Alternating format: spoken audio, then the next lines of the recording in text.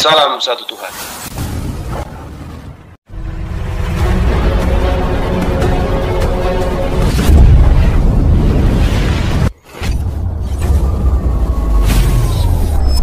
Ya, pengantar ini singkat para sahabat. Dukung semua ya sahabat-sahabat kita channel Densa News Muslim. Di like, di subscribe, di share sebanyak mungkin untuk supaya mencegah sahabat-sahabat kita di luar sana tidak terpengaruh terhadap pemurtadan. Semoga Allah memberikan selalu sikap istiqamah. Salam satu Tuhan, Allahu Akbar. Kan orang. Saya ulang, Yesus tidak pernah membaptis. Syarat menjadi Kristen adalah dibaptis, dan tak ada satu manusia pun pernah dibaptis oleh Yesus. Maka dengan demikian Yesus tidak pernah mengkristenkan satu manusia pun. Sekarang mari kita tarik benang merah. Nabi Isa alaihissalam datang di tengah-tengah Bani Israel. Dia tidak merubah hukum. Dia kemudian tidak membawa hukum baru. Dia tidak pernah kemudian menorehkan sesuatu yang tidak diperintahkan oleh Tuhan kepadanya. Nah, benang merahnya di mana? Coba Anda lihat. Di Al-Quran tidak pernah diperintahkan untuk membaptis. Nabi Isa alaihissalam hanya diperintahkan untuk menyeru kepada Bani Israel, fattakullah wa ati'un, innallaha rabbi wa rabbakum, ma qultu lahum illa ma amartani bi an ya'budullah rabbi wa rabbakum.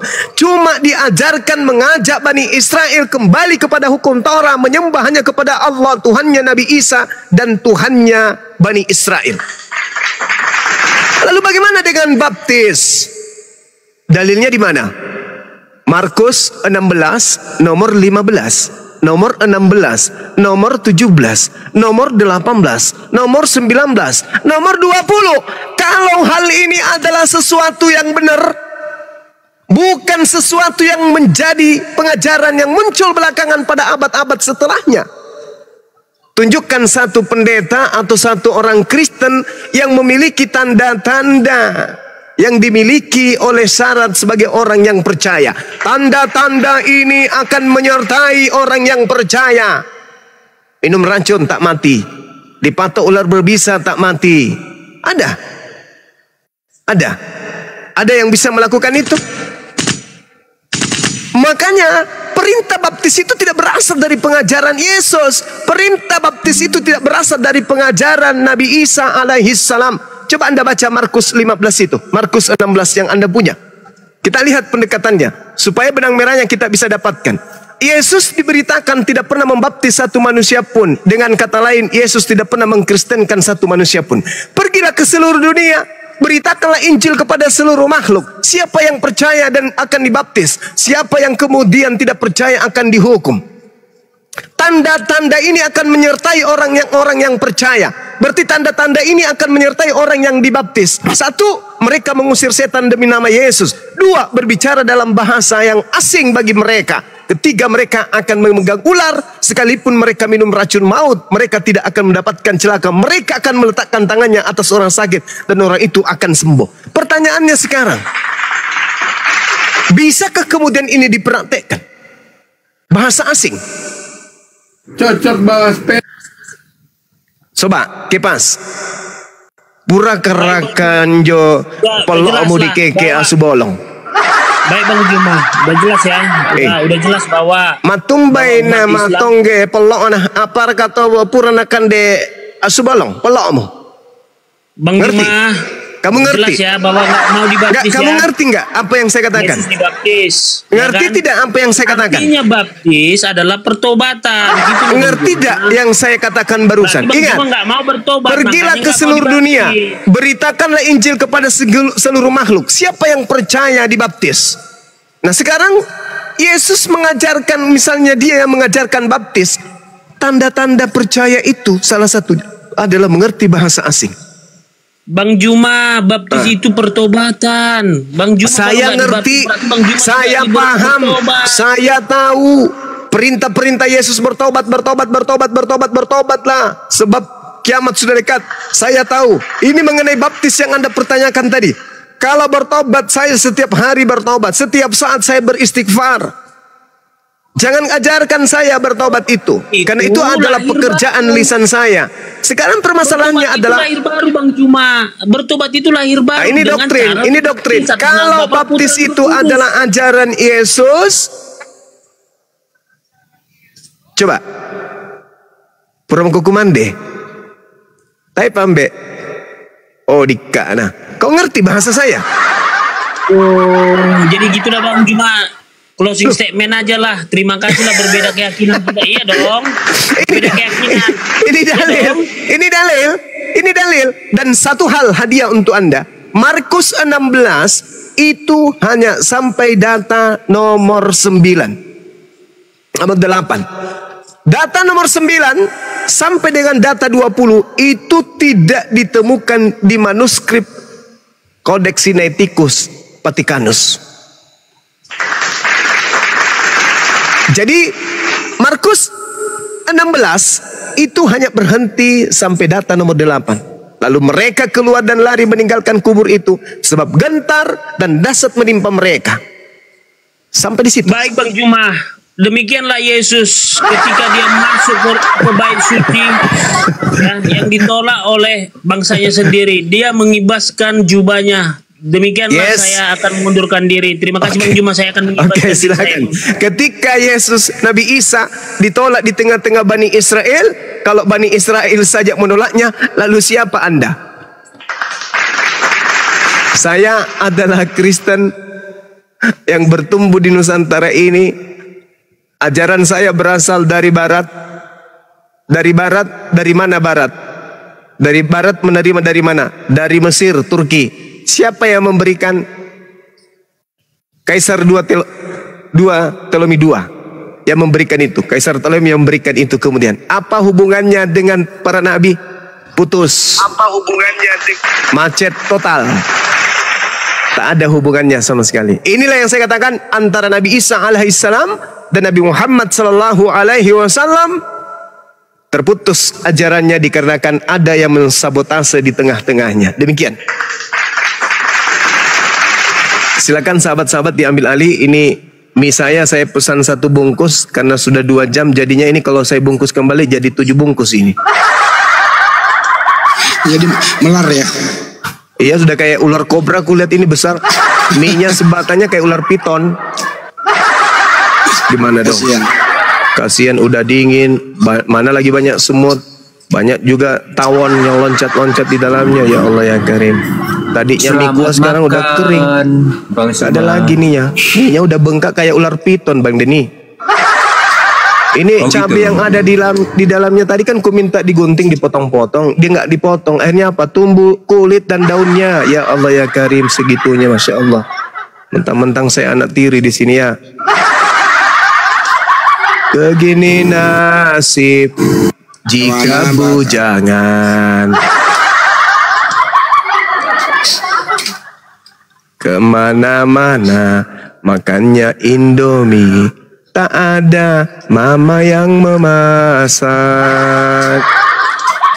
Tidak seperti Bang Deni, mamanya ada 3. Ya Bang Den, semangat Bang Den. Lanjut 86 Komandan. Perintah senggol kiri, cikicak di dinding. Diam-diam merayap, datang seorang oten. Yup, otaknya ditangkap. Jadi gini saudaraku, dari cerminan ungkapan saudara barusan ini kemudian saya nelan mie keluar kembali. Disebabkan karena Anda mengatakan bahwa dia belum menjadi Tuhan. Sedangkan Bani Israel mengatakan jangan ada ilah lain di hadapanku. Al-Quran juga mengatakan bahwa yang mereka sembah selain daripada Allah itu adalah iblis yang durhaka. Tapi bukan itu poinnya Bang. Bukan itu poinnya. Poinnya adalah antara ajaran Nabi Isa dan ajaran Nabi Muhammad ada penyelewengan di tengah-tengahnya. Muncul keadaan itu ketika saudara mengatakan dia belum menjadi Tuhan, berarti Tuhannya Bani Israel keadaannya sebagai Tuhan itu kemudian diambil alih oleh Yesus. setelah dia menjadi Tuhan, yang tadinya bukan Tuhan. Nah, inilah yang dibawa oleh pengajaran saudara. Begini Sehingga muncul kemudian Yesus mengatakan apa? Enyahlah daripadaku, kalian semua adalah pembuat kejahatan. Kalau Yesus itu adalah Tuhan beneran, kenapa dia harus mengusir orang yang pakai namanya bermukjizat, mengusir setan, bernubuat? Bukankah itu yang dianggap sebagai hamba yang benar? Sampai-sampai kalau di dalam pengajaran Islam, seorang Kristen yang sudah bisa mengusir setan, bermukjizat, bernubuat, itu sudah sampai pada level makrifat. Bukan makrifatullah, tapi makrifatu Yesus. Makrifat kepada Yesus. Tapi kok bisa Yesus mengusir? Kenapa Yesus kemudian tidak menerimanya, malah mengusirnya dan mengatakan pembuat kejahatan?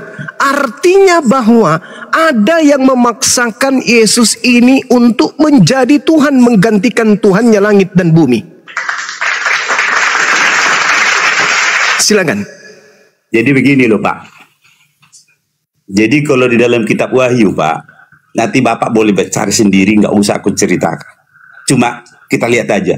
Orang Israel itu tidak disamakan dia dengan orang kafir Pak. Dalam kitab Wahyu, waktu Tuhan menebus seluruh manusia di bumi, orang Israel itu spesial. Jadi yang mengikut Tuhan Yesus juga spesial. Jadi ada 3 golongan manusia yang ditebus dari bumi pada akhir zaman. Itu yang dikhususkan, itu orang Israel dibedakan dia sama sekali dengan orang kafir Pak. Jadi jangan, makanya Yesus itu bukan mati untuk orang Israel yang hidup dalam kebenaran, tetapi Tuhan Yesus mati bagi semua orang yang berdosa. Karena pada zaman dahulu orang Israel itu banyak yang hidup benar, tidak berdosa Pak. Jadi kalau kita lihat dalam kitab Wahyu, Tuhan Yesus itu hanyalah Tuhan bagi orang-orang yang telah percaya dari antara orang berdosa. Jadi kalau Bapak punya Tuhan, Bapak merasa diri Bapak orang tidak berdosa. Saya nggak tahu kalau di dalam kita orang Kristen di bagian mana Bapak nanti. Jadi ada dikatakan orang Israel itu beda Pak. Jadi 144.000 itu diselamatkan dari orang Israel menjadi umat pilihan Allah. Tetapi yang menjadi pengikut Kristus itu 144.000 juga Pak, ada hitungannya. Dan hitungan orang yang tidak terbanyak itulah yang rela mati karena nama Yesus. Itulah nanti golongan ketiga. Jadi itulah makanya kalau Bapak bilang kok Yesus jadi Tuhan, sejak dia mati Pak. Karena pada dasarnya manusia berdosa tidak akan berkenan kepada Tuhan, yaitu Bapa Surgawi. Tetapi dia sebagai anak telah diberi hak bagi orang berdosa, supaya orang berdosa itu diberi kesempatan untuk bisa diselamatkan. Itulah yang disebut 144.000 pengikut Kristus di dalam kitab Wahyu Pak. Jadi kalau berbicara itu Pak, terserah Bapak nggak mau terima nggak apa-apa. Jadi makanya kami ini orang berdosa yang mau diperhitungkan di hadapan Tuhan sebagai orang yang ditebus oleh Tuhan Yesus Pak. Kalau Bapak mau sama dengan orang Israel terserah, tapi Bapak orang berdosa loh. Nah, itu dia Pak. Oke, baik. Sederhana saja, yang ada kemudian adalah perasaan iba kepada Bapak ini, kepada saudara saya ini. Anda baca Galatia 3 nomor 13. Untuk itulah Kristus telah menebus kita dari kutuk hukum Taurat dengan jalan menjadi kutuk. Iya. Mengertinya Bapak maksudnya itu? Hukum Taurat itu untuk siapa Pak? Kalau dikatakan di dalam surat Galatia, itu adalah untuk orang durhaka Pak. Bukan untuk Bani Israel, hukum Taurat itu. Bukan sebenarnya. Kalau kita katakan hukum Taurat itu untuk orang Israel, bukan Pak. Justru dikatakan hukum Taurat itu adalah untuk orang durhaka. Penuntun orang durhaka Pak. Jadi untuk orang Indonesia juga hukum Taurat itu? Semua Pak. Namanya hukum diberikan Tuhan untuk semua bangsa. Nah, inilah yang saya katakan. Inilah yang saya katakan imannya saudara. Itu saya kasihan. Yeremia 31 nomor 31, aku Tuhan akan membuat perjanjian baru dengan Bani Israel dan Bani Yehuda, bukan Bani Indonesia. Aku akan memasukkan hukum Taurat ke dalam batin setiap Bani Israel, Bani Yehuda. Tak ada untuk Indonesia. Mazmur 174 jelas sekali diterangkan kemudian di sana bahwa hukum Taurat yang datang kepada Bani Yakub, aturan-aturan yang datang kepada Bani Israel, aku Tuhan tidak akan berikan kepada bangsa yang lain. Ulangan 33 nomor 4, Tuhan berfirman di dalamnya, ya, menurut iman orang Yahudi dikatakan bahwa hukum Taurat itu adalah milik kepunyaan Bani Yakub.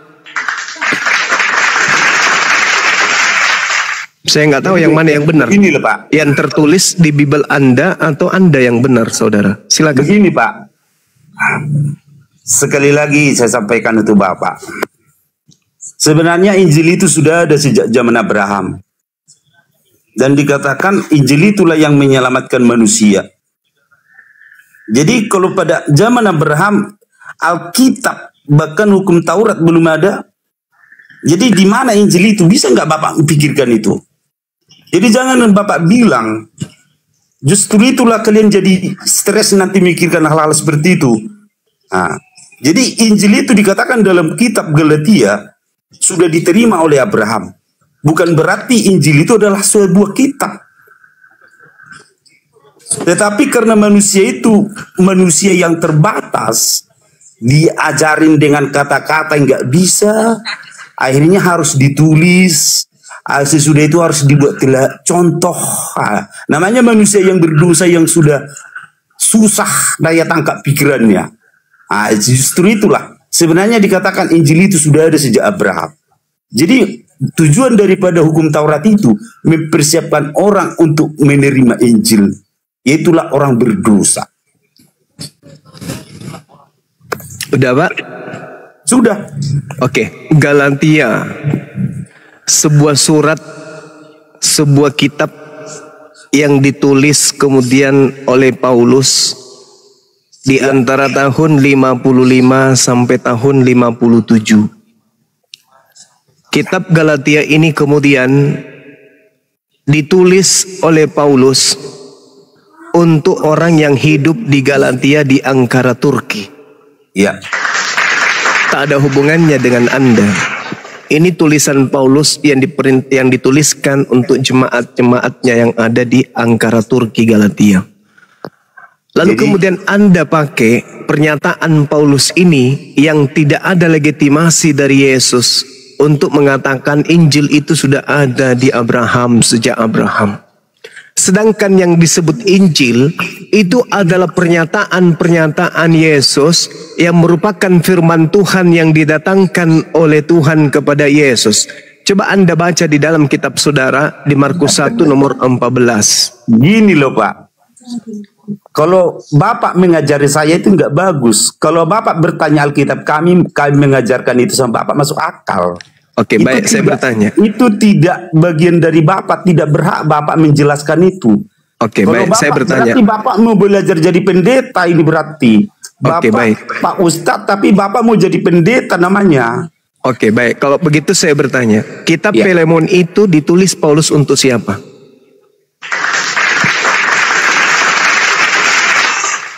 Satu, dua, tiga, empat.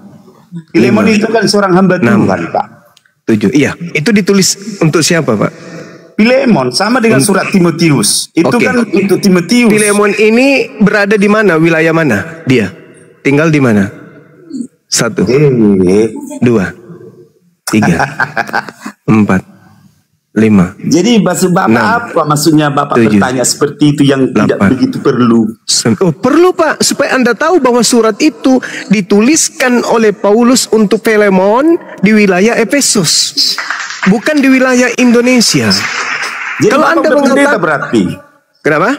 Udah pendeta Bapak. Silakan Anda suruh pendeta belajar sama Bang Suma. Itu penting supaya bisa tahu bahwa arah yang muncul kemudian dari pengajaran Bible itu sendiri harus diluruskan kemudian. Jangan surat yang ditulis untuk orang yang ada di Turki, orang di Indonesia merasa pula itu surat untuk orang Indonesia. Seperti Yesus yang diutus hanya kepada Bani Israel, yang bukan Bani Israel jangan merasa bahwa Yesus itu diutus untuk dia. Kekacauan itu muncul kemudian ketika Yesusnya datang hanya untuk Bani Israel, tapi kemudian ditambah-tambahkan ajarannya, dikatakan diutus untuk seluruh umat manusia. Gimana kalau Bapak ngomong seperti itu, berarti Bapak orang Yahudi kah? Saya bukan orang Yahudi. Jadi kenapa Bapak berhak ngomong seperti itu? Loh, apa salahnya kalau saya ngomong sesuai dengan kebenaran yang ada? Gini Siapapun loh, Pak. bisa. Kalau Daripada Bapak yang percaya- memiliki kitab tapi tidak sesuai dengan isi kitabnya, mending saya yang tidak beriman kepada kitab itu, tapi saya berkata sesuai apa yang tertoreh di dalamnya. Gimana dong? Gini loh Pak. Bapak sendiri nggak ngerti Pilemon, Pak. Pilemon itu di seberang barat daya Turki, Pak. Bapak sendiri nggak tahu, Mbak Juma tahu. Jadi mestinya Bapak yang berguru ke Mbak Juma. Begini gitu loh Pak. Sebenarnya begini, kalau saya simak Bapak ini, dia tidak mempercayai kitabnya orang Israel, tapi dia bisa memberitakan kitabnya orang Israel. Itu nggak masuk akal. Saudara, yang saya baca ini bukan kitabnya orang Israel, yang saya baca ini kitabnya orang Indonesia, beragama Kristen. Saudara jangan mengatakan kitab Anda itu kitabnya orang Israel. Enggak, bukan. Perjanjian lama itu bukan kitabnya orang Israel. Perjanjian lama itu adalah terjemahan dari kitab Tanakh yang sudah mengalami revisi dan koreksi. Dan disesuaikan di abad pertama dengan perjanjian baru kitabnya orang Kristen. Jangan Anda bilang yang ada di tangan Anda itu kitabnya orang Yahudi, bukan. Itu murni kitab saudara yang ditapis dari terjemahan kitab Tanakh. Nah, kalau kitab Tanakh itu kitabnya Yahudi. Kalau ini adalah kitabnya orang Belanda yang diterjemahkan ke dalam bahasa Melayu. Itu yang benar. Silakan. Jadi begini loh Pak Juma, sudah saya bilang sama Bapak bahwa tanpa Alkitab pun sebenarnya Injil itu sudah ada. Jadi karena bodohnya orang, makanya sampai harus dibuat buku, nggak bisa cukup hanya diajari dengan kata-kata, bahkan harus datang memberikan contoh. Bahkan itu pun manusia tidak mampu memahami, karena Injil itu suatu rahasia Bang Juma, bukan kitab. Supaya Bapak tahu. Jadi jangan Bang. Bapak berbicara banyak kali tentang Alkitab itu. Inti Alkitab Injil itu bukan seluruh, itu hanya dikatakan, kalau dikatakan dalam kitab Injil, kalau ditulis semua apa yang dilakukan Tuhan Yesus, dunia ini nggak cukup untuk memuat. Jadi cukuplah itu Pak Juma. Tapi Injil itu sederhananya, tapi tidak mampu didengar dan dimengerti manusia. Jadi kalau Bapak bilang Injil ada sama orang Muslim, itu jelas nggak ada, karena orang kalian pun nggak mengerti Injil. Nah, itu dia. Oke, baik. Jadi saya luruskan Pak ya. Kata Injil itu hanya ada di Al-Quran. Kata Injil adalah kata yang ada di dalam Al-Quran yang kemudian dipakai oleh orang Kristen Indonesia. Kalau Anda mengatakan saya tidak mengerti Bible, Anda keliru. Jadi yang diterang, sabar Bang. Yang diterangkan kemudian di dalam kitab Yesaya 29 nomor 12 itu adalah kitab Al-Quran, bukan kitab saudara. Kita lihat. Apabila kitab itu diberikan kepada seseorang yang tidak dapat membaca dengan mengatakan Iqra, baca ini, maka ia akan menjawab, aku tidak dapat membaca. Bible tidak bisa dibaca. Apanya yang tidak bisa dibaca di Bible? Tapi Al-Quran. Al-Quran sudah mendunia. Apakah Anda bisa membaca? Tidak. Membacanya pun Anda tidak akan paham isinya kalau tidak menggunakan disiplin ilmu yang ada. Jadi Al-Quran itulah yang tidak bisa kemudian dipahami dengan sembarangan. Kalau Bible apanya yang tidak bisa dipahami? Pada mulanya adalah firman. Firman itu bersama-sama dengan Theos. Apa yang tidak bisa dipahami di situ? Begini loh Pak. Justru dalam nama Yesus itulah ada kasih Tuhan yang luar biasa bagi orang Kristen. Karena tanpa Yesus, orang berdosa tidak akan pernah berkenan kepada Bapa. Semua harus dibinasakan. Karena jelas di dalam hukum Taurat dikatakan, bila mana seorang manusia berdosa bertemu dengan dia, tidak ada seorang pun yang hidup, akan binasa.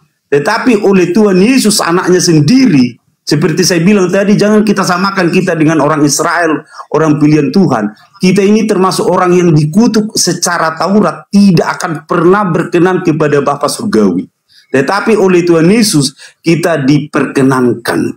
Jadi itulah kasih Tuhan yang luar biasa bagi kami. Secara Taurat kita lihat semua bangsa-bangsa adalah kafir. Itu Itulah kasih dogma, Tuhan luar Pak. biasa. Itu dogma. Bukan dogma. Mana Karena Yesus coba itu sudah tunjukkan dinubuatkan. dalil. Kalau bukan dogma harus ada dalil. Mana dalilnya Taurat diutus untuk seluruh umat Begini manusia? loh, Pak. Dalil, Jangan dalil. bilang Bapak dogma. Dalil. Jangan bilang Bapak dalil. Kalau Mengerti bukan nggak Bapak dalil, arti Mesias itu? kalau tidak ada dalil berarti dogma. Mana dalilnya bahwa hukum Taurat itu untuk seluruh umat manusia? Silakan. Mana dalilnya, Pak? Saya sudah berikan dalil hukum Taurat itu hanya untuk Bani Israel dan Bani Yehuda. Ulangan 33 nomor 4. Mazmur 174. Yeremia 31. Ulangan 4, ulangan 6. Hukum Taurat hanya untuk Bani Israel. Tunjukkan dalilnya, datanya. Begini loh, Pak. Kenapa Bapak pakai Taurat kalau Bapak bukan orang Israel? Saya Itu nggak yang pernah aneh. pakai Taurat. Saya pakai Al-Quran. Iman saya Quran. Saya bukan menganut Taurat. Saya bukan Bani Israel dan saya bukan bunglon Begini yang loh, suka Pak Juma. nyamar-nyamar. Kenapa Bapak pakai Taurat? Itu yang anehnya. Saya tidak gunakan Taurat. Itu bukan Sunat kitab itu saya, itu Taurat atau kitabnya Bani tidak? Israel. Al-Quran bukan Taurat. Kalian mengambil kita orang Israel atau tidak? Mana ada kitabnya Bani Israel kami ambil? Cara sembahyang kalian itu sembahyang orang Israel itu, Suma. Itu dia ada di dalam Al-Quran suci kami, ayat suci Al-Quran kami. Secara Taurat, Suma, kalian tidak ada bangsa lain yang bisa berkenan kepada Tuhan. Sudah Nah, saya itu Al-Quran. sampaikan. Al-Quran kami yang mengajarkan kami demikian, bukan Taurat yang mengajarkan kami. Al-Quran kami yang Itulah, mengajarkan. makanya saya bilang. Nah, sekarang yang jadi permasalahan, itu Juma, kalau kami yang jadi permasalahan sekarang, kenapa ada kitabnya Yahudi di agama Anda? Itu dulu. Kenapa terjemahan kitabnya Yahudi ada di agama Anda? karena kami tahu, karena kami percaya bahwa hukum Taurat itu, kitabnya orang Yahudi itu membuktikan bahwa orang kafir itu tidak akan pernah kepada Tuhan, sehingga kita harus percaya kepada Yesus. Itu luar biasa. Kenapa ada kitabnya orang Yahudi terjemahannya ada di agama Anda? Itu loh yang saya tanya. Ada nggak legalitas dari Tuhan? Supaya terbukti Enggak, bukan bahwa supaya, hanya bukan dalam supaya. nama Yesus ada Ada- keselamatan, Pak Juma. Jadi Ada Taurat tidak itu legalitas. menuju harus lahir Tuhan Yesus. Begitu Ada tidak legalitas? Ada tidak legalitas dari Tuhan yang mewahyukan Taurat kepada Bani Israel, kepada kalian orang Kristen? Ada nggak legalitas itu? Sudah jelas ada. Sudah Mana? sampai ke Tunjukkan. sahabat Juma. Taurat itu Tunjukkan. membuktikan bahwa Tunjukkan, tidak Bang. ada manusia yang berkenan kepada Tuhan selain oleh karena Tunjukkan, nama Bang. Yesus. Jadi Saya itulah butuh- makanya kami buktikan. Saya tidak butuh dogma, saya butuh legalitas. Mana? Tertulis di mana? Bahwa hukum Taurat, kitab Taurat itu diwahyukan untuk orang Kristen. Mana? Tunjukkan ke saya. Silakan, Bang. Ayo. Jadi Pak Juma, sudah saya sampaikan. Sebelum Tuhan Yesus lahir, sebelum dia datang, sudah Kenapa Anda bawa-bawa Yesus? Saya tidak butuh itu. Yang saya tanya, kitab yang bernama Torah itu adalah kitab untuk Bani Yakub, umatnya Nabi Musa. Camkan itu baik-baik. Kristen bukan umatnya Nabi Musa. Taurat diutus di atas muka bumi ini sebagai firman Tuhan, bukan untuk orang Kristen, tapi benar, untuk luar kaumnya biasa, Nabi Pak Musa. Juma. Tetapi karena Yesus orang Israel itu telah layak memberikan kami jalan Saya butuh supaya layak bagi legalitas. Tuhannya. Justru Saya butuh legalitas. Kalau Anda sulit menunjukkan kepada saya Taurat itu diperuntukkan untuk orang Kristen, oke lah. tidak untuk orang Kristen itu, Pak, saya bilang. Kenapa ada di kitab Taurat, semua saudara? bangsa itu sudah menjadi kafir. Tetapi Taurat itu memberi petunjuk hanya oleh Yesus. Kafir-kafir itu bisa menjadi layak bagi Bapa Surgawi. Itulah luar biasa. Anda menggunakan kata kafir ini sembarangan, bukan pada tempatnya. Orang yang disebut kafir itu adalah ketika datang perintah kepadanya, kemudian dia tidak taat kepada perintah itu, barulah disebut kafir. Bukan, Pak Juma. Di luar orang Israel itu kafir semua. Oh, itu menurut saudara. Itu menurut saudara. Karena kami Yang percaya kitabnya Yang orang disebut Israel, kafir kitab itu Israel adalah yang dibuktikan, datang Pak. kepadanya perintah tapi mereka tidak mau Makanya menerima Bapak perintah bilang itu. begini, Itulah yang disebut Pak kafir. Juma, Bapak bilang kita Israel itu Bapak percayai, tentunya nggak Bapak percayai. Itu anehnya. Kalau kami karena ada petunjuk Taurat Saya ini, makanya percaya. kami menerima Kristus. Saya Benar-benar percaya bahwa kitab Taurat itu diwahyukan oleh Allah kepada Bani Israel, bukan untuk orang Kristen. Orang Kristen ini penumpang gelap, bukan Bani Israel. Inilah yang saya uraikan tadi, bahwa dari Nabi Isa alaihissalam. kami di dunia Juma, tetapi Apa? bagi surga kami jelas Juma. Itu Mana? dia. Coba. Orang Israel. Dari semua pertanyaan saya tak ada satupun yang anda Sudah jawab. saya bilang, Pak. Mana? Orang Jaminan Israel surga. punya Tuhan yang Jaminan benar. surga yang anda Harus punya orang dari mana? Israel yang melegalkan kita bagi Tuhan. Saudara, Itu jaminan suatu bukti. surga yang anda punya itu jaminan dari mana?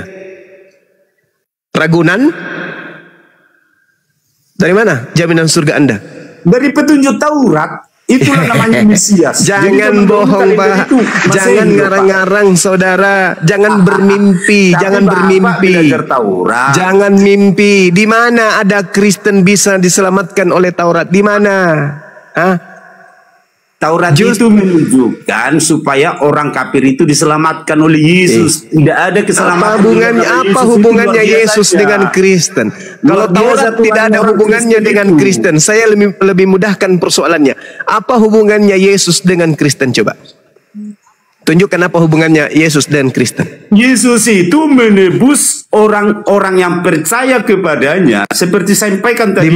Di mana Yesus mengajarkan itu? Mana dalilnya? Kalau dalilnya itu, Pak, dalam kitab Wahyu baca Bapak. Ada di Wahyu situ itu. Pak, yang saya tanya hubungannya Yesus dengan Kristen. Harusnya jelas saudara kitab Wahyu sabar. itu, Pak. Itu Sabar, kitab kami orang Kristen. sabar. Orang Israel Harusnya juga. Bapak menjawab, hubungan Kristen itu dengan Yesus tidak ada. Tapi hubungan Kristen itu ada muncul kemudian klaimnya ketika orang Kristen beriman percaya kepada kitab Wahyu. Begini loh, Pak.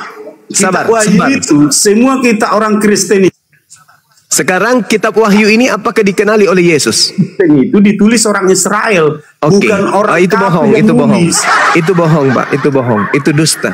Kitab Wahyu tidak ditulis oleh orang Israel, bukan orang Israel yang menulis kitab Wahyu. Sampai detik Semua ini tidak kitab diketahui siapa penulisnya. yang Hanya diklaim aja yang menulis adalah Yohanes, tapi bukan itu penulisan murid Yesus. Sekarang begini, Semua apakah yang Yesus menulis Alkitab itu orang nggak ada orang Yahudi nulis Bible. Perjanjian Baru itu tulisan orang-orang yang tidak dikenal. tidak ada orang Sekarang kafir yang begini. menulis Alkitab itu. Sekarang begini, Bung. Sekarang begini. Apakah Yesus mengenal kitab Wahyu? Kitab Wahyu itu datangnya dari Tuhan Yesus. Ya, Jangan itu ngarang. salah. Itu ngarang. Itu Karena ngarang. dia sudah ada di surga pada masa itu. Cuma Itu ngarang. Abang tahu kitab Wahyu itu ditulis antara tahun 90 sampai tahun 100. Yesus sudah tak ada di situ. Yesus Jadi, terangkat Juma, ke langit di tahun itulah 33. namanya kami orang percaya Juma. Itulah tandanya si Juma nggak percaya. Ya itulah dogma, itulah dogma. Itulah yang disebut dogma, Pak. Itulah Tapi yang gini disebut loh, Pak dogma. Juma. Orang Itu yang disebut Kristen itu dogma. jelas karena orang Israel yang jelaskan. Sekarang Kita orang Kristen itu orang Israel yang nulis semua. coba Anda terangkan dulu hubungan Yesus dengan kitab Wahyu apa? Wahyu dituliskan tahun 100, Yesus terangkat ke langit tahun 33. Coba Kamu kasih benang ngerti merah nggak dulu. Roh Kudus? Kamu Kasih nggak benang ngerti merah nggak dulu. Roh Kudus? Apalagi itu? Apa itu? Apa itu? Burung merpati, burung garuda atau apa itu? Roh Kudus. Benar Kacang itu telur. burung merpati, burung garuda itu Juma. Oke. Yang bisa menghubungkan semua manusia dalam satu roh. Oke. Seperti Di mana sinar itu ini, tertulis? Di mana itu tertulis Roh Kudus di kitab saudara? Roh Kudus itu banyak di dalam Injil. Oh, di Injil Dalam Indonesia. kisah Di Rasul. Injil Indonesia. Injil Indonesia. Ada nggak di Ya, Injil Yunani? Udahlah Pak Juma. Kayaknya Pak Juma itu pengejeknya, bukan mau belajar. Terima kasih, Pak Juma. Anda yang menipu diri Anda sendiri. Saya Tadi tidak saya menipu, tanya, Pak Juma. saudara, Gini yang loh. saya tanya, hubungan Yesus dengan kitab Wahyu apa? Yesus naik ke langit tahun 33, Wahyu ditulis tahun 100. Ada jaraknya 60 tahun lebih. Dari mana Justru kitab wahyu ini? Cuma jaraknya itu membuktikan wahyu itu datang dari Tuhan Yesus kepada si Dari mana Yohanes. datangnya? Dari mana datangnya? Yesus sudah tidak ada. Tahun Di 33. sorga masih hidup. Emangnya Yesus mati? Yesus itu hidup, Juma. Yesus di surga. Wahyu, penulis wahyu di Pulau Patmos, nyambungnya di mana? Pakai sinyal, Juma. Pakai sinyal. Oh, pakai sinyal. Kita bisa kita ngomong, Juma. Oh, Tahu sinyal? pakai sinyal. Iya. Sinyal kita ini harus pakai tower, Juma. Ya, pakai Kalau itu tower. nggak usah pakai tower. Oh, Hubungan kita dengan Tuhan itu Roh Kudus namanya sinyalnya, Juma. Nah, menurut Yesus sebelum dia Itu terangkat luar ke langit. biasa. Sinyal kalian kan nggak ada ke surga, Juma. Menurut Yesus sebelum dia terangkat ke langit, dia katakan apa? Yang datang setelah dia Yesus atau penolong lain? Penolong lain itulah Roh Kudus, Juma. Nah, Itulah yang datang ke sinyal. Pulau Patmos Sinyal. Anda akui tadi siapa? Sinyal itulah penolong yang lain, Juma. Mulai ngaco, mulai nipu diri sendiri. Sinyal ini, Juma. Mulai Semua nipu. bisa kita cari Ini di sinyal, kekacauan seperti inilah yang kemudian memutuskan tali pengajaran jalan lurus itu dari Nabi Isa kepada Nabi Muhammad Sallallahu Alaihi Wasallam. Sinyal itu Munculnya ada sinyal ajaran-ajaran surga, itu seperti Roh Kudus. ini di Pulau Patmos ada makhluk datang ngaku-ngaku Yesus. Ya, di padang gurun menuju ke Damsik ada makhluk gaib datang, makhluk halus datang ngaku-ngaku Yesus. Pengajaran-pengajaran inilah yang memutuskan tali pengajaran yang lurus dari Nabi Isa ke Nabi Muhammad. Pembengkokan ajaran Nabi Isa dengan propaganda-propaganda yang Anda Surgawi jalankan itu tadi. adalah Roh Kudus, Juma. Kita ini Yesus berkata di dalam kitab saudara, yang datang setelahku itu adalah penolong lain. Sedangkan Anda mengatakan yang datang kepada penulis di Pulau Patmos itu adalah Yesus. Sudah nggak nyambung. Sudah ketahuan bahwa yang datang di Pulau Patmos itu siapa. Oke? Maaf Bung, Anda tidak akan pernah bisa mengalahkan kebenaran. Hak itu akan tetap berdiri dengan tegak, ya. Dan kesesatan itu akan tengkurap, tidak akan pernah berdaya. Inilah yang terjadi. Sekuat apapun Anda berargumentasi, kalau hanya dogma, doktrin, tidak akan pernah bisa mengalahkan kemudian kebenaran. Tidak akan pernah bisa mengalahkan. Bang Juma, bukannya soal pintar ataupun gimana? Iya, saya suka dialog dengan orang pintar, Bang. Saya nggak pintar, Pak. Saya nggak ngerti. Saya nggak walau-walam kalau untuk namanya beginian, Pak. Sorry, Pak. Ya, terus apa yang perlu kita bincangkan ini? Nah itu makanya satu hal aja kok yang aku mau berikan. Apa itu? Kuatkan aja kitab kalian, udah itu aja kok. Nggak usah berdebat yang kayak beginian. Apalagi kamu Juma, kamu itu sering banget mengatakan sesuatu yang apapun yang tidak penting kamu pikirkan. Kamu itu di sini, oke lah, kamu itu orang pintar, mengerti soal semuanya. Kalau saya mah enggak. Tapi maksudnya apa ini? Enggak, udah lebih baiknya itu begini loh. Lebih baiknya begini loh. Udah kamu itu kuatkan aja di Alkitab kamu, Al-Quran kamu gitu loh. Nggak usah ataupun gimana pun nggak usah. Jadi kita itu biar bertoleransi baik-baik aja. Nggak usah yang gimana, yang ribut apapun gimana, nggak usah. Oke, baik. Jadi gini, Bung. Satu keadaan yang harus saudara pahami bahwa kita ini manusia, makhluk yang kemudian bersosial, yang memiliki sejarah hidup dari nenek moyang Adam alaihissalam. Selaksana kita hidup di Indonesia, ada yang disebut Orde Lama, ada yang disebut Orde Baru, dan juga ada yang disebut Reformasi. Agama Anda dilahirkan dari Orde Lama, Nabi Musa hidup di Orde Lama, dan agama Anda di Orde Baru. Islam datang sebagai reformasi. Nah, orang yang bijak, orang yang arif adalah orang yang bisa melihat skala prioritas kehidupan ini dengan mendudukkan perkara ilmu, disiplin ilmu, informasi, pengetahuan, dan apapun itu. Ketika kemudian agama kita mengajarkan kita untuk disampaikan kepada orang lain, dan agama orang lain juga diperintahkan di dalam niat keagamaannya untuk disampaikan ke orang lain, maka kita harus siap ditelaah maka agama kita siap untuk dikritisin. Karena agama kita disajikan untuk supaya orang lain juga masuk ke dalam agama ini. Begitu juga Islam. Agama kami siap dikritis. Agama kami siap kemudian untuk ditelaah. Agama kami siap untuk kemudian disanggah apa yang menjadi poin di dalamnya. Nah, kalau sebuah kebenaran, Pak, siapapun yang mempretelin kebenaran itu akan tetaplah menjadi sebuah kebenaran. Begitu juga sebaliknya. Kalau sebuah kesalahan dijadikan sebagai sebuah kebenaran, sekuat apapun kesalahan itu dianggap sebagai sebuah kebenaran, ia akan nampak tetap saja sebagai sebuah kesalahan. Agama yang benar harus berani untuk diperbincangkan. Apatah lagi kalau agama itu sudah merangsuk masuk ke dalam agama lain. Nah, yang ada di negara kita ini adalah Islam berdiri dengan Islamnya, Islam tegak dengan akidahnya, tapi agama saudara. Permasalahannya itu di situ. Agama saudara yang masuk ke dalam dapur agama Islam. Ketika umat Islam mengangkat bicara, muncul saudara mengatakan, urus aja agamamu, urus aja kitabmu. Ngapain kau urus kitabnya orang lain? Ngapain kau urus agamanya orang lain? Padahal sejatinya adalah Kristen agama syiar. Kristen itu ada punya amanat agung. Beritakanlah Injil kepada seluruh makhluk. Jadikanlah seluruh bangsa menjadi muridku. Itu yang perlu Anda pahami. Sedangkan Islam tidak seperti itu. Islam itu lakum dinukum waliyadin. Agamamu silakan, agamaku dengan agamaku. Nah, ini yang offside. Ini yang offside agama saudara. Yang offside itu agama saudara. Maka yang harus diperbaiki dan menarik diri mundur pada posisi semula adalah agama saudara. Kami biasa-biasa aja, Islam dengan Islam kami. Tapi Kristen offside, masuk ke dalam zona keislaman. Bible merangsuk masuk ke Al-Quran, sehingga istilah-istilah Al-Quran itu dicatut masuk ke dalam Bible. Itu titik permasalahannya. Silakan. Gini loh, untuk si Juma ya, untuk Bang Juma nih.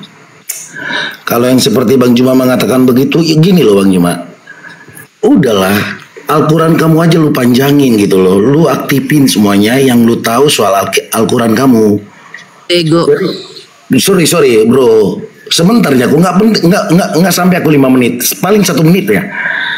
Maksud aku gini, jadi apa salahnya sih kalau soal untuk berdebat beginian nggak bakalan ada habisnya gitu loh. Apalagi namanya Bang Juma, siapa ini, nggak ngerti lah aku siapa ini. Aku juga nggak paham, cuman aku selalu ngikutin beginian kan. Apa salahnya kita itu berdamai baik-baikan gitu loh. Ngapain kita menghancurkan sesuatu agama yang tidak kita ngerti gitu loh. Apalagi soal Bang Juma ini kan orangnya kan nyocor orangnya apa gimana gitu loh. Oke lah kalau untuk pembenaran itu ada di pihak klien, ya udah gitu loh. Nggak usah dikutip-kutip Alkitab kita. Cukup Al-Quran kamu gimana baiknya, udah. Ya kalau memang Al-Quran kamu diikutin manusia-manusia yang ada di Indonesia, ya wes gitu loh. Nggak harus mengatakan lah beginilah Yesus beginilah apalah, nggak ada artinya. Yang ada nanti kita tahunya itu tahu nggak di mana kita. Pasti nanti di surga ataupun di neraka itu pasti ketemu kalau memang kita di mana nih gitu loh. Baru tahu, oh ini ya Yesus ya, oh ini ya Allah ya, ini ya Nabi Muhammad ya. Baru kita tahu semuanya gitu loh. Kalau memang cari cuan kita begini yang buat apa gitu loh. Udah 1 menit Pak, udah 1 menit. Oke, silakan. Kita stop, ngomong aja. Silakan. Lanjut. Okay. Jadi saudara itu tidak mengerti keadaan. Agama Anda itu diajarkan untuk diajarkan kepada seluruh makhluk. Jadikanlah seluruh bangsa menjadi Kristen. Matius 28 nomor 19, Markus 16 nomor 15, bla bla dan seterusnya. Kemudian baptislah semua makhluk. Beritakanlah Injil kepada seluruh makhluk. Yang percaya baptis, yang tidak percaya akan dihukum. Berdasarkan berbekal dari data-data itu, kemudian di agama Anda itu ada kekuatan untuk mengkristenkan seluruh orang, termasuk orang Islam. Upaya yang dilakukan bukan hanya sekedar seperti itu aja, tidak. upaya yang dilakukan oleh agama Anda yang diharuskan menjadikan semua bangsa menjadi Kristen, itu mengambil istilah-istilah Al-Quran masuk ke dalam Bible.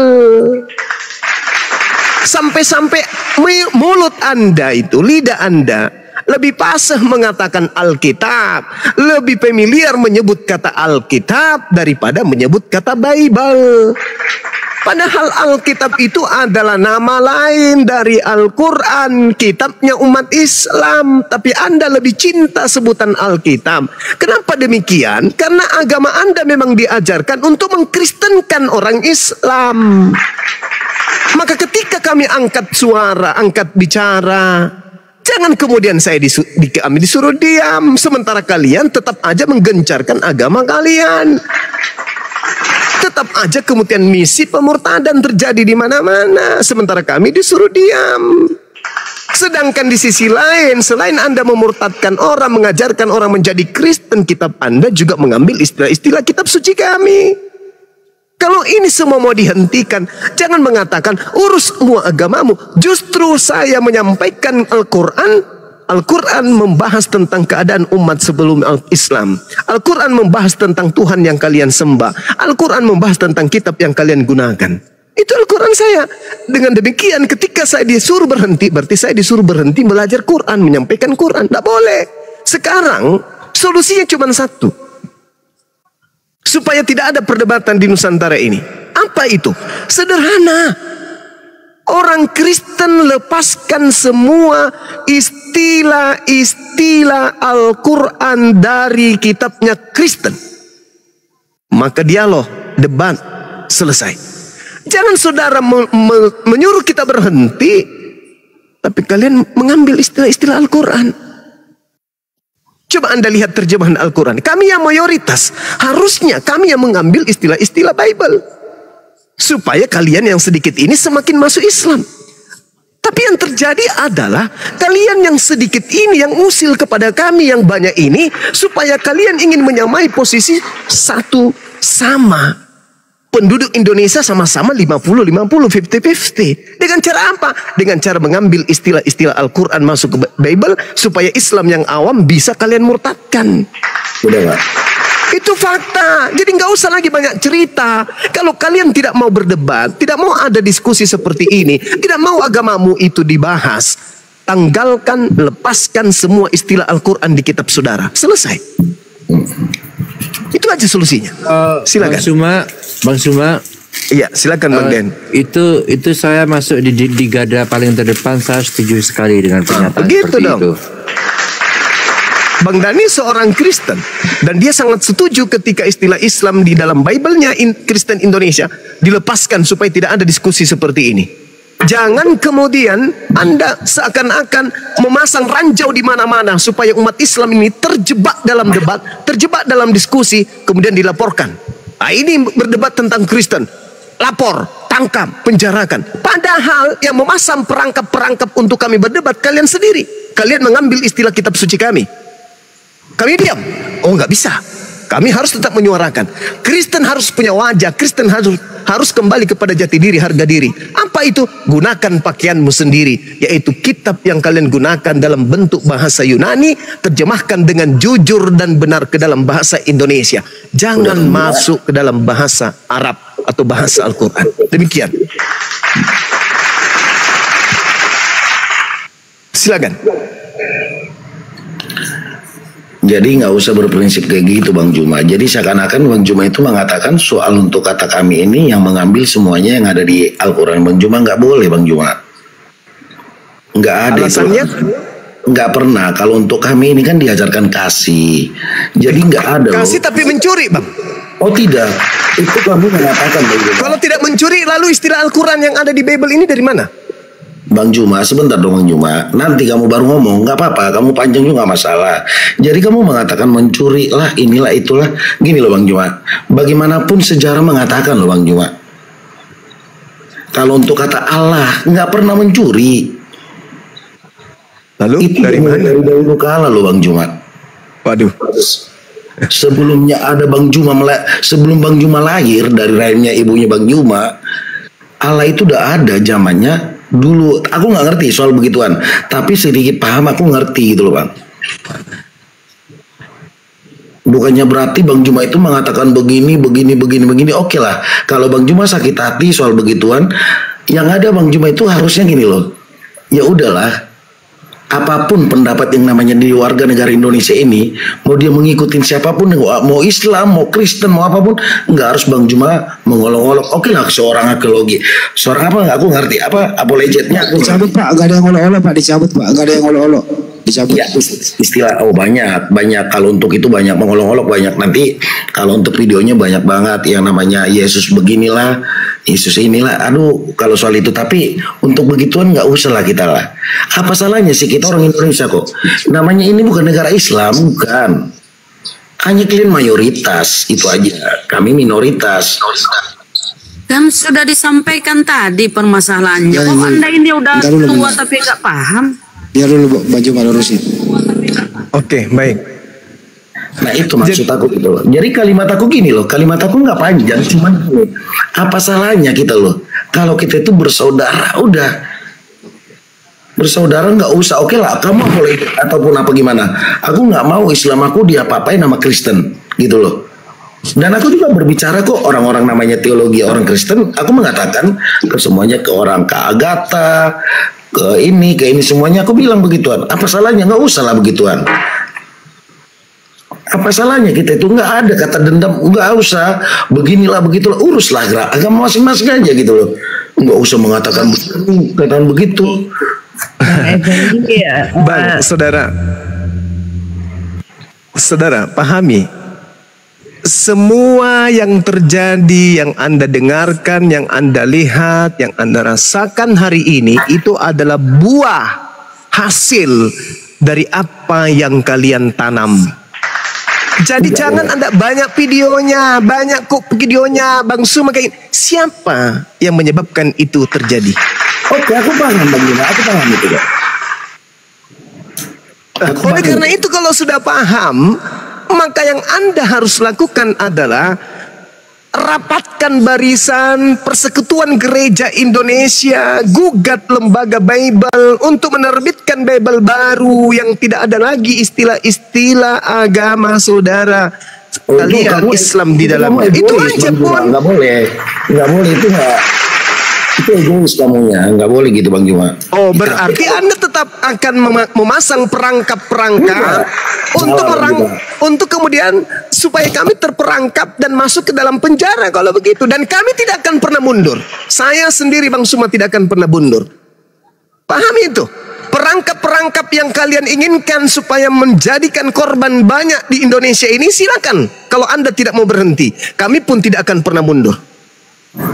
Iya, kalau soal itu aku paham Bang Juma. Bang Juma itu nggak bakalan mundur bagaimanapun. Namanya juga agama. Oleh karena itulah kemudian kalau Anda ajaran kasih, sebelum ada korban banyak berjatuhan, bikin surat pernyataan seluruh gereja Indonesia untuk mendesak lembaga Bible Indonesia melepaskan semua istilah Al-Quran di dalam Bible. Selesai bukan?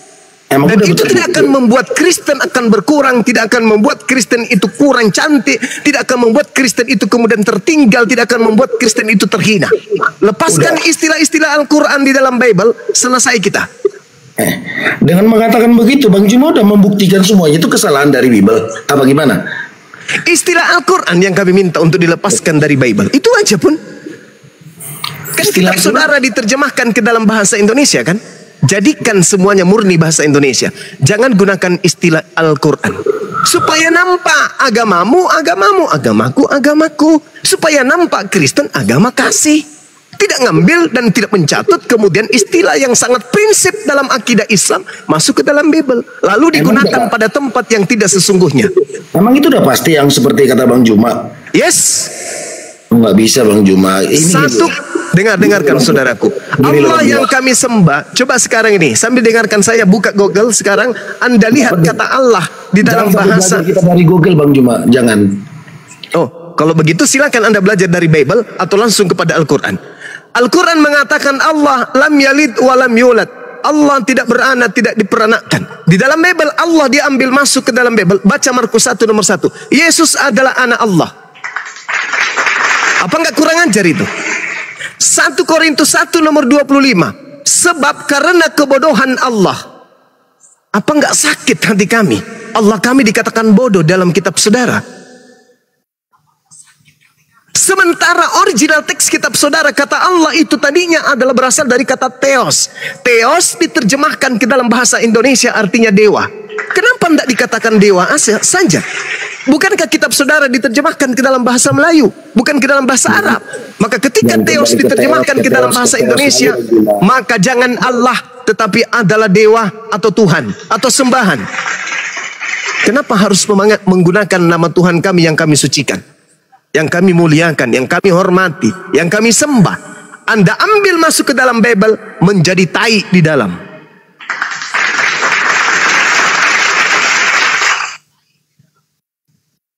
Coba, boleh tidak kita ambil juga nama Yesus, kita gunakan pada tempat yang tidak semestinya? Tidak boleh, karena kami menghargai kemudian saudara-saudara kami umat Kristen. Tapi kalau Kristen mati rasa, tidak pernah mau merasakan apa yang kami rasakan. Dengan seenaknya mengatakan karena kebodohan Allah, kita ini adalah anak-anak Allah. Allah tidak mempertahankan kealahannya, melainkan mengosongkan diri, mengambil rupa manusia, menjadi seorang manusia, lalu mati digantung di atas pohon. Apa enggak sakit hati kami digituin Tuhan kami? Kalau saudara mengatakan Theos, Tuhan, Elohim, sembahan, Yahweh, silakan bung saudara, lakum dinukum waliyadin, silakan dengan agamamu. Tapi faktanya kalian terlalu menyakitkan hati kami. Kenapa umat Islam itu tidak angkat bicara? Karena mereka tidak tahu. Ternyata isi Bibelnya Kristen rupanya kayak begitu ya Bang Suma. Yes. Jadi selama ini yang mereka sebut Allah itu adalah Allah. Ya, itu adalah kata Allah yang mereka umpetin dengan sebutan Allah. Supaya tidak terlihat bahwa itu adalah Tuhannya umat Islam yang mereka pakai. Oh kayak gitu, yes. Jadi selama ini yang mereka katakan Yesus anak Allah itu anak Allah. Ya. Dari mana lagi? Kalau dia mengambil dari bahasa Indonesia Allah, Allah itu bukan Tuhan, Allah itu semisal. Allah rumah itu terlihat Allah masjid, Allah, rumah itu terlihat Allah rumah orang Belanda. Itu Allah semisal. Kalau bahasa Indonesia, Allah dalam bahasa Yunani, Allah itu artinya dalam bahasa Yunani apa? Seperti atau seakan-akan atau tetapi. Nah kalau dalam bahasa Ibrani Allah itu artinya apa? Sumpah serapah. Jadi satu-satunya kandidat kata Allah itu adalah Allah. Ibrani bukan, Yunani bukan, Indonesia juga bukan. Berarti larinya ke Allah. Mau Anda umpetin kata Allah, ada lagi yang mengatakan begini, oh itu bukan Allah, karena itu bukan alif, bukan lam, bukan ha, tetapi itu adalah huruf A, L, A, H. Itu adalah huruf Latin. Kalau itu huruf Latin, berarti asalnya murni harus Indonesia. Apa Allah di Indonesia? Ada? Tak ada. Kedua, kalau Anda mengatakan bahwasanya Latin itu bukan Allah, tulisan alif, kemudian lam, a, h, dilatinkan, pasti seperti itu adanya. A, L, A, H, itu Latinnya. Sekarang, mari kita buka-bukaan. Theos. Saya tanya kepada yang ada di sini, tolong dijawab.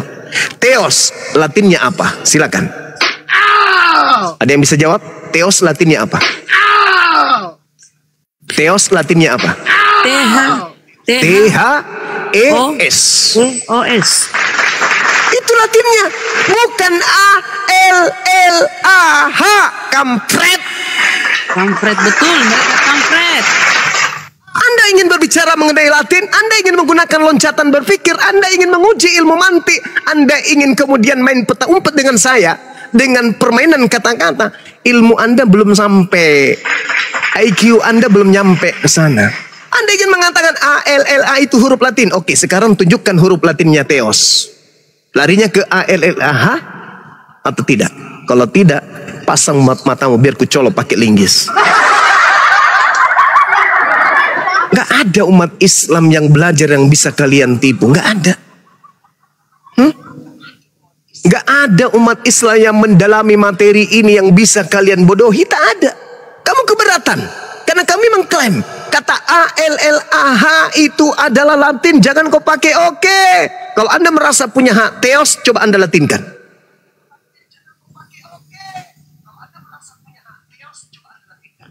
Kalau Anda sudah melatinkan theos, apakah jadinya ALLAH?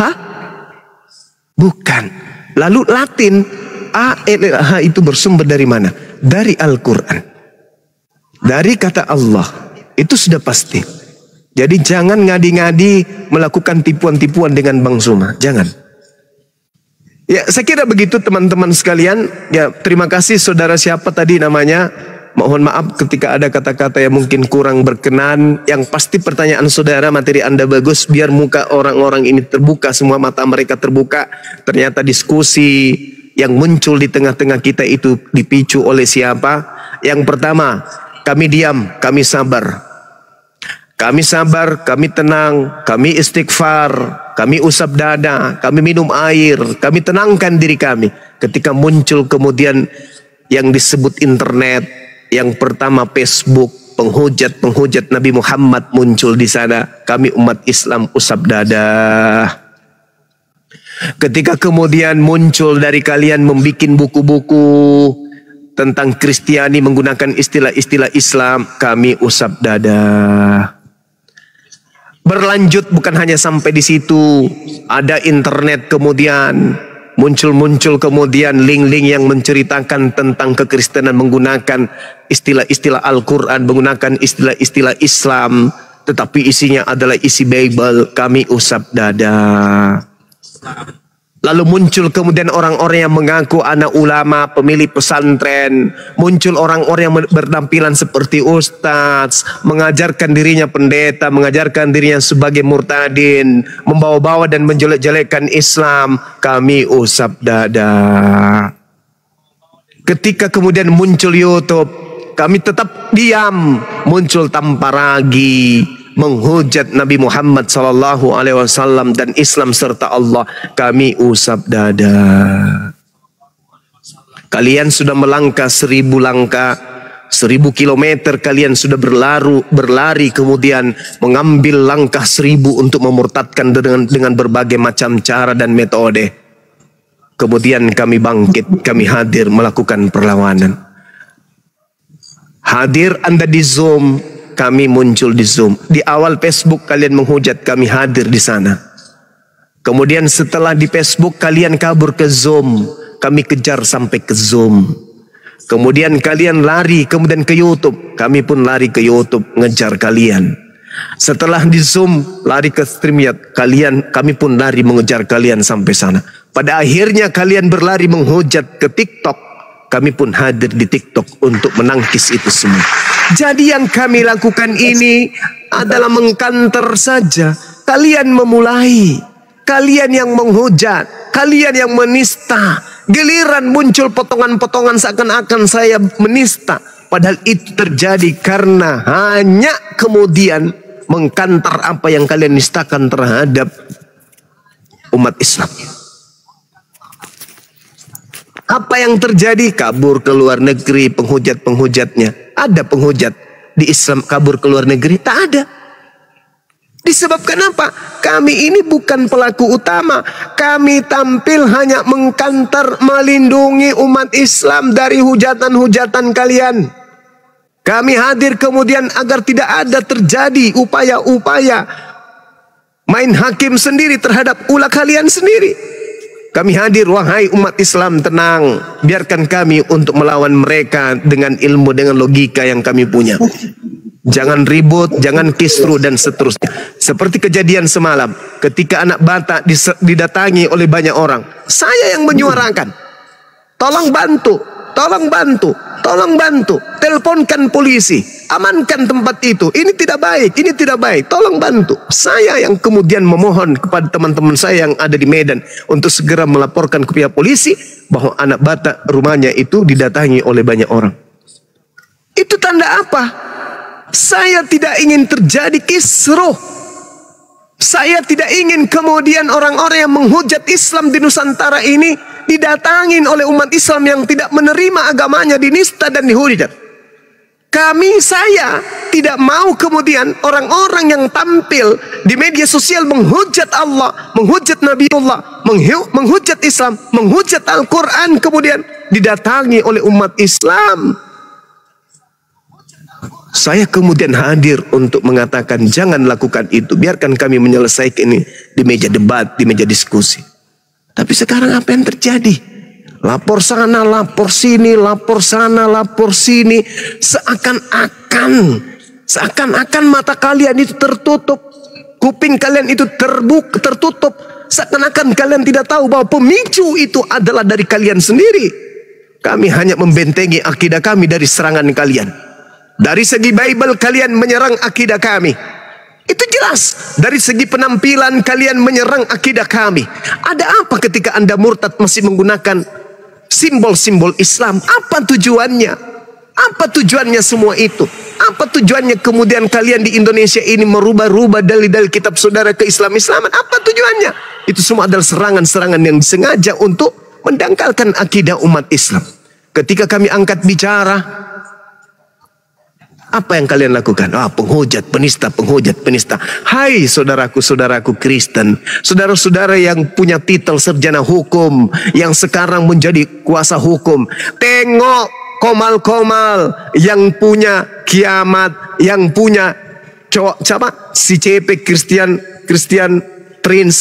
Anda lihat bom-bom, Anda lihat Agatha, Anda lihat kemudian hujatan-hujatan RK. Lihat mereka. Lihat mereka. Apa yang mereka lakukan. Jadi jangan Anda mengatakan saya kuasa hukum, saya akan melaporkan ini, melaporkan. Apa kamu pikir umat Islam akan diam melihat Tuhannya dihujat? Apa kamu pikir umat Islam akan diam melihat nabinya dihina?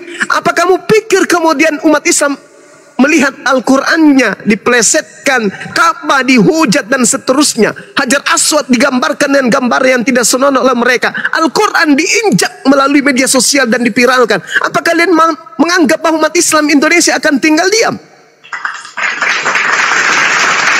Hanya karena baru selesai kemarin S1-nya, baru bertitel SH, baru keluar sarjana hukum, baru kemudian ada pelantikan sebagai kuasa hukum. Lantas kemudian Anda keliling Indonesia ingin lapor sana, lapor sini, lapor sana, lapor sini. Apa Anda pikir apologet Islam ini tidurnya nyak hari ini? Apakah hanya dengan bermodalkan baju jas, seragam yang rapi, sisir yang rapi, dengan HP di tangan, kemudian Anda posting kemana-mana, membuat kami takut? Apakah Anda ketika ada titel sarjana hukum, melaporkan di sana, melaporkan di sini, membuat ciut kaminya turun? Apa Anda pikir kalau Anda melaporkan apologet Islam, orang-orang yang membela agamanya, kemudian Anda tidak tahu, apakah Anda lupa bahwa di pihak Kristen ratusan penghujat-penghujat yang juga akan mendapatkan giliran karena ulah Anda sendiri? Bukan itu solusinya. Bukan itu solusinya. Kalau Anda ingin mengademkan kemudian keadaan ini, Anda bisa kemudian kumpul persekutuan gereja se-Indonesia. Laporkan kemudian kepada pihak yang punya wewenang untuk merubah istilah-istilah yang muncul di dalam kitab saudara. Selesai, bukan? Kami apologet Islam adalah lembaga resmi, punya hak dan kewenangan berbicara tentang agama kami. Punya hak untuk itu. Kenapa Anda batasin? Sementara Anda yang memasang perangkapnya. Anda memerangkap kami dengan mengambil istilah-istilah Al-Quran. Itu artinya Anda menarik kami. Anda kemudian memancing kami. Itu halnya Anda menyediakan wadah untuk kami berdebat dengan Anda. Kenapa Anda menutup diri dan mengatakan ini salah, itu salah, ini harus dihentikan? Kalau ini harus dihentikan, maka muaranya harus ditutup. Apa muaranya? Lembaga Bible Indonesia. Yang harus kemudian Anda rubah adalah istilah-istilah Al-Quran yang ada di dalamnya. Selesai perkara. Jangan hanya modal sepatu licin, semir rambut, skincare di muka, rambut baru, kemudian Anda posting kemana-mana, Anda keliling kemana-mana. Apa kamu pikir kami umat Islam takut? Enggak sama sekali. No. Belanda datang dengan senjata lengkap saja, kami